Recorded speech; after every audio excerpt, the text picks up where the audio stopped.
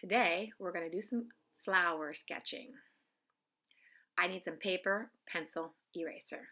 I like to fold my paper and get different areas to sketch in. I fold it twice, so when I open it up, I will have 1, 2, 3, 4, and on the back 5, 6, 7, 8 spots.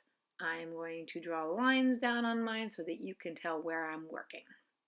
I'm using drawing pencils. Your yellow HB will work fine, but if you have those drawing pencils, get them out.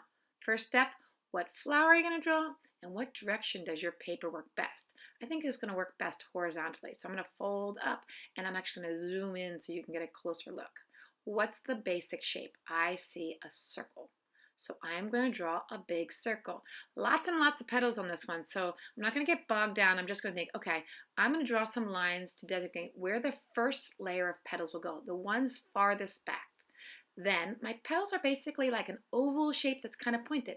So I'm going to use those lines and draw my first set of petals. This helps me with my spacing. Right? I'm sketching. I don't have to kind of make everything pretty. I'm just doing some basic oval pointed ovals. Next, there's another layer of petals over top. Same kind of shape. I'm going to overlap my second petal. But I'm going to get confused if I don't start erasing. I would not see those petals behind. It's not see-through, so I have to erase. I'm going to do the next one. There's overlap. I'm going to go get my eraser and erase what I wouldn't see. Might as well erase these because that circle was just to help me out. And I'm going to continue. I'm going to do my next one, overlap. What wouldn't I see? And I erase. And I'm just going to keep going all around my flower. I'm going to use a lot of speed up techniques during this video so you don't have to watch when there's a repetition in my process, which with flowers, there's going to be a lot of repetition. Overlap, erase, overlap, erase. Not see through. I'm going to go back and fix my back petals now that I have those front ones in. I'm going to fix kind of the shapes, make sure that they're taking up the right amount of space. It doesn't have to be perfect, right? I'm drawing a petal, or drawing a flower and petals, and that's kind of the personal touch, is that you're drawing it, and everybody's is going to be unique and different. So the basic idea here is make sure you are constantly erasing things you wouldn't see. You don't have to have the perfect lines because, again, I'm sketching.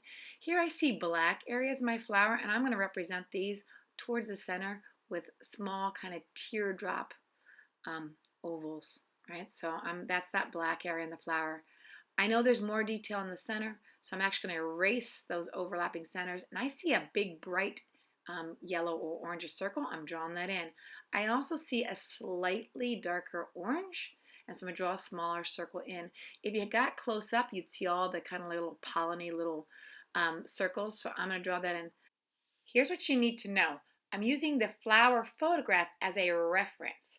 No one's going to have that flower photograph next to it, so you don't have to draw everything you see. I'm noticing there's a different value or yellow compared to orange on each petal, so I'm going to add in those little kind of sections on my petals so when I go to color, I remember to change that value. Here I'm just kind of adding an extra line detail to the back. If you're sketching, you don't have to go this far. I'm going this far so that you can see how far in detail you go. If we were actually in class, I'd probably set a timer and limit you to 1.5 to 2 minutes to sketch per flower just to try out, what do I like? Do I even want to draw this flower? Do I like the shapes of these petals? Half the time you don't even know until you start to sit down and sketch whether you like the petals or the flowers. I'm going back in with a darker pencil, but my light was on so you couldn't tell. Here, my light's turned off. Look what a pencil going back in, this is my 4B, and darkening up the lines will bring this flower popping back out. All right, I feel good with this flower. I've got 3 more spots. I'm going to sketch another flower. You might be thinking, that's a lot of petals, Miss Smansky. What about different types of flowers? Okay, let's try a calla lily. So again, I'm going to start with basic shapes, but it's not a big circle. I see kind of like a U or half of an oval. Then I kind of see a big circle for the main area, and then a triangle coming off the top. I also see like a swooshy, that teardrop ovally shape.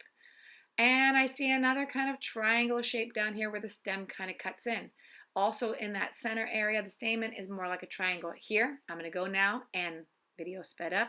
And I'm just going to kind of go over the outer edges and my flower is going to start to appear. And again, I'll just start to erase stuff. These are sketches. They don't have to be perfect. It's more for you to figure out, do I like it? Do I want it in my drawing? All right, let's try another one. Now here's one that's going to have a lot of petals. All right, so I don't want to draw all these petals. Maybe you do, and you can, but I think there's probably over 100 in here. So how can I do this flower and get it flower-ish and feeling kind of like this dahlia? I think it's a dahlia. Let's find out. So it's basically a big circle again. I see a big circle, but for each layer of petals, I also see smaller circles. So big circle, then a smaller circle, and another smaller circle, and a smaller circle. So you really kind of have to retrain yourself when looking at these flowers to find kind of basic geometric shapes that you see on here. And now I'm just going to kind of go around and do kind of like a curving line, bump, bump, bump, bump, to represent each petal. I'm going to go to each circle that I drew and replace it with these kind of hopping lines. I kind of try to line them up so the hump is underneath the V above it. Doesn't always work out though. Again, I'm not going to spend a lot of time erasing. Actually, if I was going to draw this later, I could just go over all those pencil lines with color. All right, that one inspired me. Right, these, as I go, I kind of get less and less realistic. This one inspired me to go even more abstract. When I was drawing those circles, I said, oh, I like that. So I'm going to do a new flower, something flower-ish, and I'm going to use the idea of those circles. But this time, I'm going to keep the circles and actually just kind of add more. I'm thinking if I went in with color with this, it kind of reminded me of a lollipop. I think I love that one a lot. You can have as much detail or as little in your flowers as you'd like. My best advice is sketch, sketch, sketch, and use references. Real flowers, photographs, other artists' flowers, but mostly enjoy.